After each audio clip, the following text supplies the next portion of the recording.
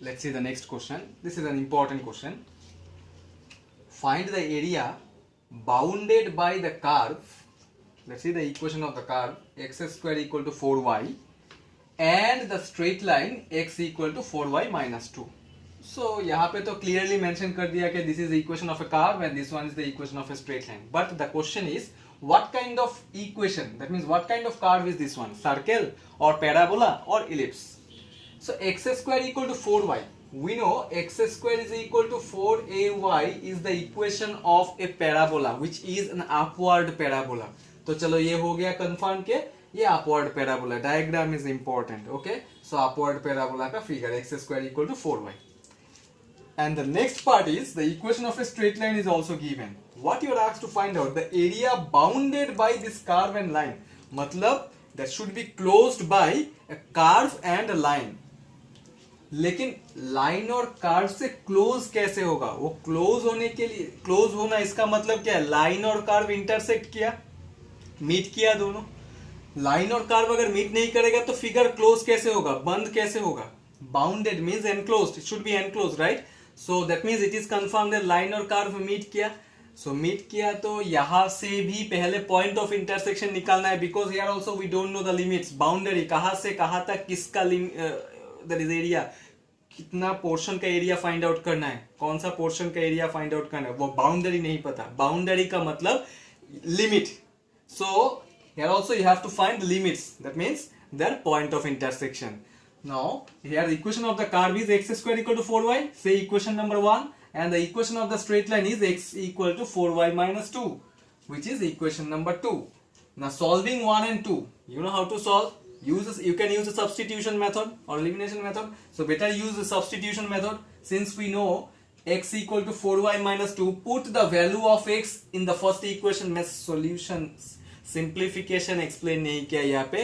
You know how to simplify, how to solve two linear equations or two equations. Okay, so just you put the value of x in the first equation and then you simplify it. After simplification you'll get the value of y. The values of y I got 1 by 4 and 1, two values.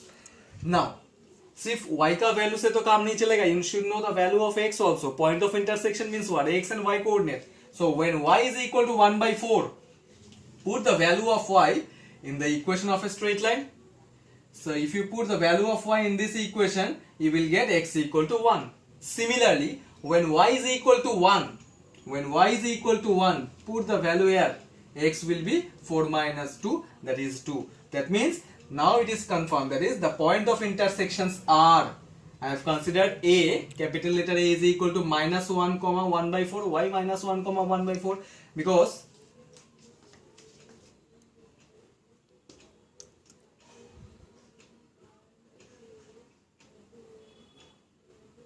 this is minus 1, sorry.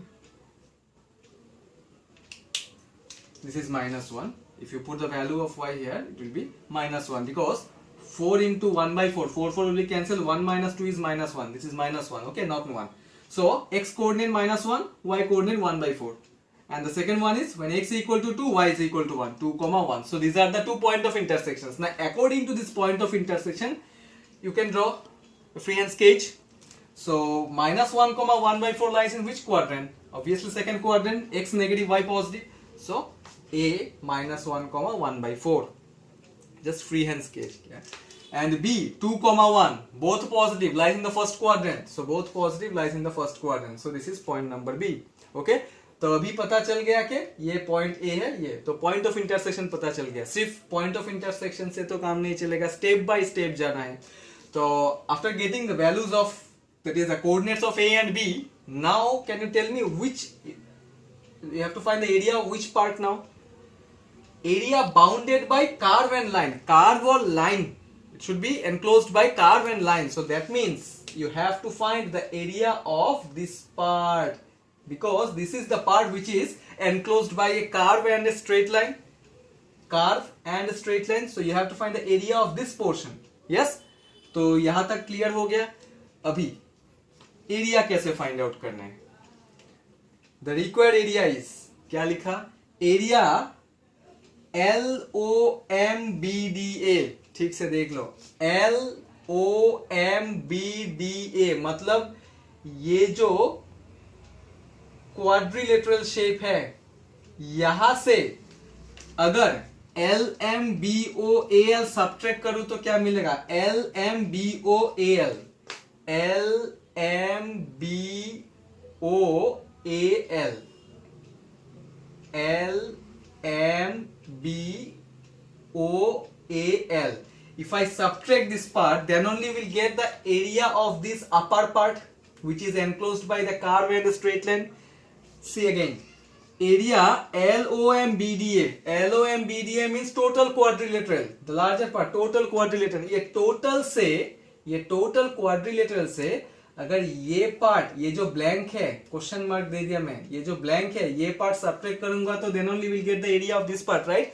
और ये blank part को मैं क्या नाम दिया? LMBOAL,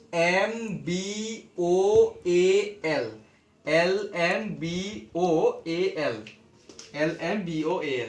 okay, सो LOMBDA ये quadrilateral कौन सा एक्सिस के ऊपर है? एक्स एक्सिस के ऊपर है. So that means you have to write here dx, because x axis के ऊपर है, तो अगर कर्व ऐसा है, लाइन ऐसा होगा तो x एक्सिस के ऊपर होगा, तो so you have to consider vertical strip. तो vertical strip होगा तो वो dx ही लेना पड़ेगा, तो dx ले लिया. Now the limit -1 to 2 क्यों हुआ? -1 to 2, because we know the coordinates of A and coordinates of B.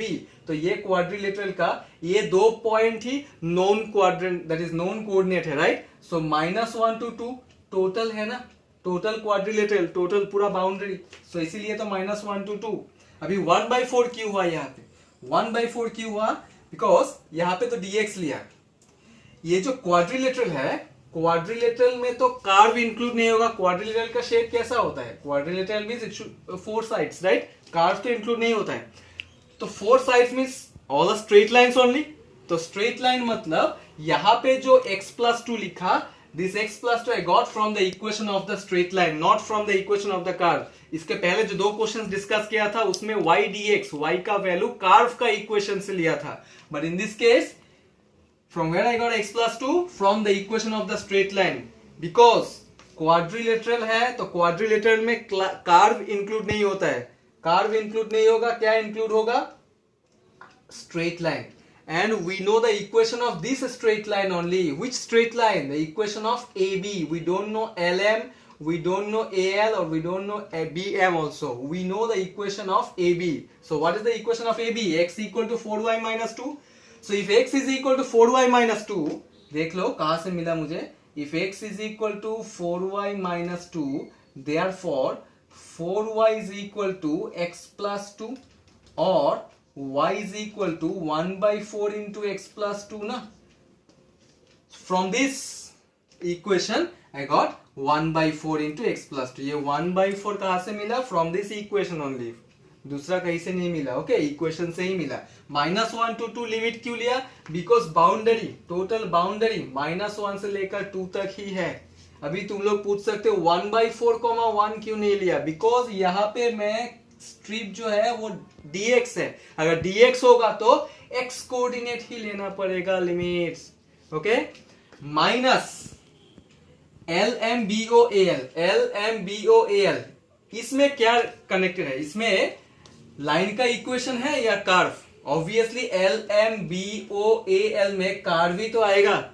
Line से कर्व को माइनस करना पड़ा, तो कर्व का इक्वेशन में भी ये 1/4, देखो -1 to 2, -1 to 2 ही तो होगा ना, बिकॉज कर्व ये टोटल से ही तो सब्ट्रैक्ट किया मैं फिर से 1 -1, 2, सो -1 to 2 integration x² dx. Now from where get x²? Now this x² I got from the equation of the curve. Because LMBOAL में तो कर्व कनेक्टेड है, सो कर्व है तो कर्व का इक्वेशन से लेना पड़ेगा y dx. Okay, y. So since x² is equal to 4y, therefore we can write now y is equal to 1/4 into x². ये 1/4 फिर से बाहर आ गया और x² dx. अभी dx क्यों? ये भी तो वर्टिकल स्ट्रिप ही लेना पड़ेगा, बिकॉज और एक शॉर्टकट टेक्निक है कब dx लेना है कब dy लेना है. कौन सा एक्सिस के ऊपर लाई किया हुआ है, जिसका एरिया फाइंड आउट करना है, जो रीजन का एरिया फाइंड आउट करना है, वो रीजन कौन सा एक्सिस के ऊपर है. Based on that axis you can write dx और dy. यहाँ पे एक्स एक्सिस के ऊपर लाई किया हुआ है, एक्स एक्सिस के ऊपर है, जो रीजन का एरिया फाइंड आउट करना है, तो इसीलिए dx ले लिया.